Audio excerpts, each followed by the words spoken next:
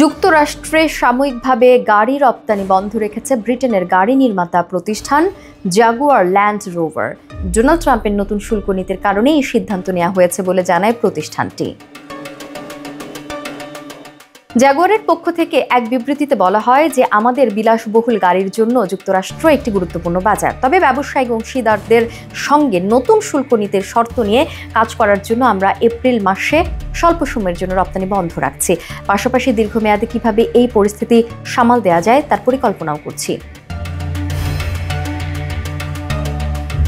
কোম্পানিটি বলছে তারা এই মুহূর্তে স্বল্পমেয়াদী কিছু পদক্ষেপ নিতে যাচ্ছে যাতে ভবিষ্যতে স্থিতিশীলভাবে ব্যবসা চালিয়ে যাওয়া যায়।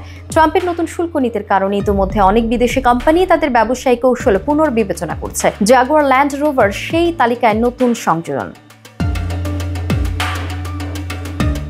গত বুধবার যুক্তরাষ্ট্রে আমদানি করা গাড়ির ওপর 25% শুল্ক আরোপ করেন প্রেসিডেন্ট ট্রাম্প। এতে সবচেয়ে বেশি সমস্যার মুখে পড়েছেন যুক্তরাজ্যের গাড়ি উৎপাদনকারী প্রতিষ্ঠানগুলো।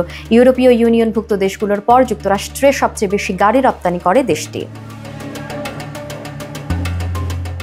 2024 সালের 12 মাসে যুক্তরাষ্ট্রে 8.3 বিলিয়ন পাউন্ডের গাড়ি রপ্তানি করা হয়েছে বলে জানায় যুক্তরাজ্যের বাণিজ্য বিভাগ।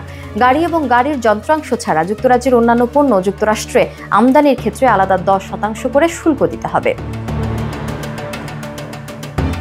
ট্রাম্পের শুল্ক আরোপের পর যখন বিশ্বের বিভিন্ন শেয়ার বাজারে পতন হচ্ছে, তখন যুক্তরাজ্যের প্রধানমন্ত্রী কিয়ার স্টারমার বলেছেন যুক্তরাষ্ট্রের নতুন বাণিজ্য শুল্ক নিয়ে ধীরস্থিরভাবে পদক্ষেপ নেবে তার সরকার। বাণিজ্য যুদ্ধে জড়ানোর বিষয়টিও উড়িয়ে দেন তিনি।